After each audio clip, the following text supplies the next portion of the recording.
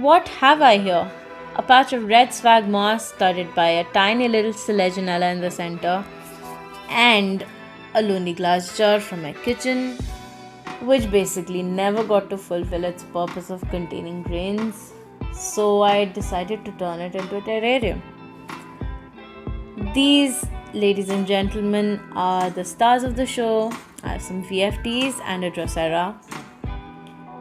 And now, a lot of you might already be knowing that the plants that I just showed grow well in nutrient deficient acidic soil base, and the roots like it soggy, wet, or flooded with ample water at all times.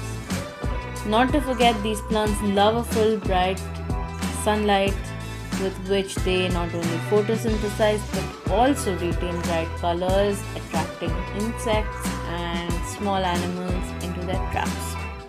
So, whenever you have these plants, it's best to mimic their natural environment as much, because unless they're really sensitive little plants and then they don't do well.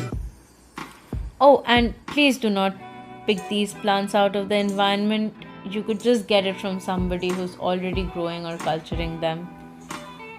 Coming back, one of the best ways I've learned to maintain the right environment for these plants would be to keep an eye on the TDS of the soil and water that you provide for them.